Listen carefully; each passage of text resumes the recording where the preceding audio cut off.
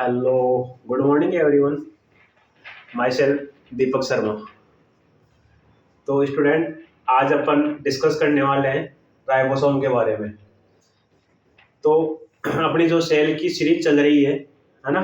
तो उसमें आज का लेक्चर रहेगा अपना राइबोसोम के ऊपर कि राइबोसोम होता है क्या है ना। तो ये इसके क्या क्या फंक्शन होते हैं, किन किन चीज़ों से ये मिलके बना होता है।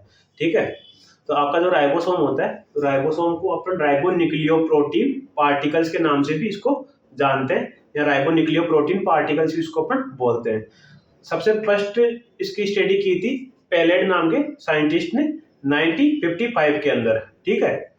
जब आप ये आपका एक एमसीक्यू बन गया, ठीक है, कि सबसे पहले राइबोसोम की स्टडी किसने की थी, सबसे पहले राइबोसोम को किसने खोजा था, किसने फाइंड आउट किया था। तो वो किया था आपके पेलेड ने 1955 के अंदर। ठीक है। उसके बाद होता है कॉम्प्लेक्स। जो राइबोसोम होता है ये क्या होता है, आपके कॉम्प्लेक्स होता है आरएनए और प्रोटीन्स का, है ना। आरएनए और प्रोटीन दोनों मिलके क्या करती है, आपके राइबोसोम को बनाती है ना। देन उसके बाद में बोलते उसके बाद में आते हैं अपन कि आपका जो राइबोसोम होता है ये क्या होता है, मेम्ब्रेन लेस स्ट्रक्चर होती है। मेम्ब्रेन लेस स्ट्रक्चर होती है मतलब इसके चारों ओर कोई किसी भी प्रकार की कोई भी मेम्ब्रेन क्या होती है, बाउंडेड नहीं होती है, प्रेजेंट नहीं होती, इसलिए इसको क्या सेल ऑर्गेनल्स के अंदर क्या होते हैं, इसको इंक्लूड नहीं करते हैं। तो ये क्या होते हैं, छोटे छोटे पार्टिकल्स के रूप में स्ट्रक्चर होती है। ठीक है। छोटे छोटे पार्टिकल्स के रूप में स्ट्रक्चर होती है जो आपके साइटोप्लाज्म के अंदर प्रेजेंट होती है, सेल के साइटोप्लाज्म में प्रेजेंट होती है। सॉरी। देन इसके बाद में आता है इसकी स्ट्रक्चर, कि आपके राइबोसोम की स्ट्रक्चर कैसी होती है। राइबोसोम राइबोसोम की स्ट्रक्चर में क्या होती है, राइबोसोम दो चीजों से या दो यूनिट से मिलके बना होता है। ठीक है। एक यूनिट होती है जिसको बोलते हैं अपन लार्ज यूनिट, है ना, या large sub unit, sorry. And then another also known as a small sub unit. ठीक है। तो लार्ज सब यूनिट होती है आपकी, उसकी साइज क्या होती है 60S। एस का मतलब क्या होता है, सेवेडवर्ग यूनिट्स। सेवेडवर्ग यूनिट्स का मतलब जो मेजरमेंट साइज का मेजरमेंट करने के लिए जो यूनिट होती है उसको क्या बोलते हैं, सेवेडवर्ग यूनिट, या एस के नाम से इसको रिप्रेजेंट करते हैं। देन आपकी जो स्मॉल सब यूनिट होती है उसकी साइज क्या होती है 40S, है ना।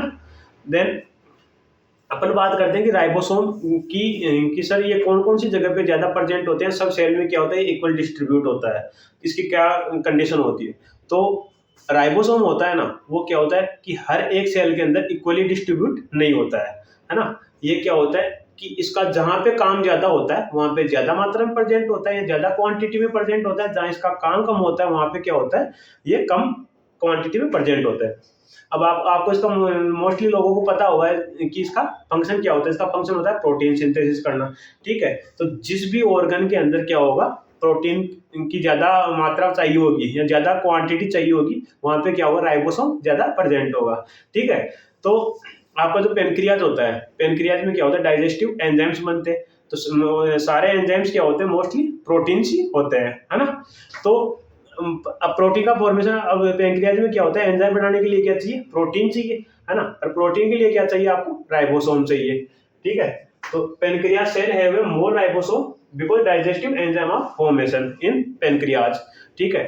देन उसके बाद अपन देखते हैं composition. Composition of the ribosome. Ribosome किन किन चीजों के कंपोजिशन से बना होता है। तो इसमें आता है आपके राइबोसोमल आरएनए, है ना, या आरआरएनए एंड प्रोटीन। ठीक है। तो आपका जो राइबोसोमल प्रोटीन और sorry ribosomal RNA and protein होते हैं, वो क्या होते हैं, इक्वल प्रोपोर्शन में या इक्वल अनुपात के अंदर 50-50 ऑलमोस्ट 50-50 रेशियो के अंदर प्रेजेंट होते हैं। ठीक है। इसके बाद में अपन आते हैं इसके कौन कौन से टाइप होते हैं। तो आपका जो राइबोसोम होता है, ठीक है, ये मोस्टली क्या होता है, राइबोसोम या राइबो न्यूक्लियोप्रोटीन पार्टिकल्स होते हैं। ये क्या होते हैं, दो टाइप के होते हैं। एक टाइप का होता है 70S ribosome, 70S ribosome and another 80S ribosome, है ना। 70S का मतलब आपको बताया कि सेवेडवर्ग यूनिट होती है जो साइज को मेजरमेंट करती है, या इसके राइबोसोम की साइज मेजरमेंट करने के काम में आती है। अब आता है फर्स्ट वाला कौन सा, 70S राइबोसोम। 70S राइबोसोम होता है, वो क्या होता है, दो सब यूनिट्स का। ठीक है। अभी आपको बताया था कि राइबोसोम दो सब यूनिट से मिलकर बना होता है। ठीक है। तो इसमें जो आपका 70S राइबोसोम होता है, ये क्या होता है, दो सब यूनिट से मिलकर बना होता है, जिसकी जो एक लार्ज सब यूनिट होती है उसकी साइज होती है 50S, एंड जो स्मॉल सब यूनिट होती है उसकी साइज होती है 30S। अब आप बोलोगे सर कि 50S और 30S, तो 50 एंड 30 दोनों मिला के तो 80 हो गए। बट आप बता रहे हो उसको 70S राइबोसोम, मतलब सर आपको अभी तक तो जोड़ना नहीं आता है ना, बट ऐसा नहीं है, ये आपकी गलत अवधारणा है कि सर को जोड़ना नहीं आता, बल्कि एक्चुअल में होता क्या है कि 30 + 50 दोनों मिलके क्या होता है 70 के इक्वली होते हैं। वो कैसे होते हैं ये समझाते हैं आपको, कि फॉर एग्जाम्पल ये आपका मार्कर है, ठीक है, ये लार्ज सब यूनिट है लाइसोसोम की, सॉरी राइबोसोम की, एंड ये स्मॉल सब यूनिट है, ठीक है, ये 70S राइबोसोम की लार्ज सब यूनिट, ये स्मॉल सब यूनिट। आपकी जो लार्ज सब यूनिट है इसकी साइज है 50S एंड जो स्मॉल की है 30S, ठीक है। अब ये दोनों क्या हो गई, अलग अलग साइज की है, 50S एंड 30S, ठीक है। अब जब दोनों को मिलाया गया, ठीक है, इन दोनों को ज्वाइंट किया गया, तो इनकी क्या हो गई, साइज हल्की सी क्या हो, कम हुआ, ठीक है। तो 50 + 30 दोनों मिलके कितने के इक्वल हो गए, 70S के, इसलिए इसको क्या बोलते हैं 70S राइबोसोम। जो आपका 70S राइबोसोम होता है ये मेनली किस में पाया जाता है, आपके प्रोकैरियोटिक सेल होती है, प्रिमिटिव सेल्स होती है ना, उनके अंदर पाया जाता है। और आपकी जो यूकैरियोटिक या जो न्यू सेल होती है ना, या जो यंग सेल, मतलब जो नई सेलें होती है ना, यूकैरियोटिक सेल, उसके माइटोकॉन्ड्रिया और क्लोरोप्लास्ट प्लांट में पाया जाता है, ह्यूमंस के अंदर नहीं पाया जाता है, एनिमल्स के अंदर एब्सेंट होता है, जबकि क्लोरोप्लास्ट कहाँ प्रेजेंट होता है, प्लांट की सेल के अंदर प्रेजेंट होता है, ठीक है। उनमें कौन सा राइबोसोम पाया जाता है, आपका 70S राइबोसोम पाया जाता है। इसके बाद में आता है आपके 80S राइबोसोम। 80S राइबोसोम भी क्या होता है, एक दो सब यूनिट से मिलकर बना होता है। लार्ज सब यूनिट की साइज क्या होती है 60S, एंड स्मॉल की क्या होती है आपकी, सॉरी हाँ, स्मॉल की आती है 40S राइबोसोम होती है, ठीक है। इसकी होती है 60S प्लस 40S, ठीक है। ये क्या होता है आपके मेनली उस यूकैरियोटिक सेल्स होती है उसके अंदर पाया जाता है 80S राइबोसोम। देन इसके बाद अपन डिस्कस करते हैं फंक्शंस के बारे में, कि आपके राइबोसोम के क्या क्या फंक्शन होते हैं। तो फंक्शन में हो गया आपके मेनली प्रोटीन सिंथेसिस का काम करता है, ठीक है। प्रोटीन सिंथेसिस किसके साथ मिलकर करता है, ये आरएनए के साथ। आरएनए क्या होते हैं, 3 टाइप के होते हैं mainly, rRNA, mRNA and tRNA. जो आपका आरआरएनए होता है वो क्या होता है, राइबोसोमल आरएनए होता है, ठीक है।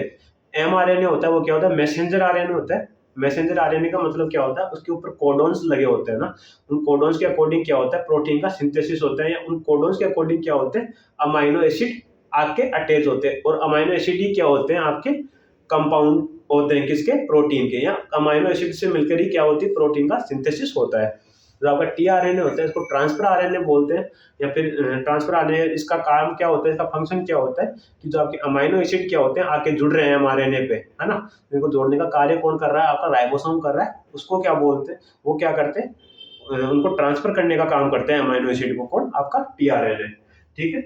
यहाँ तक किसी को प्रॉब्लम हो तो आप कमेंट सेक्शन में कमेंट करके पूछ सकते हैं। बाकी एक बार सभी लोग देख लो इसको।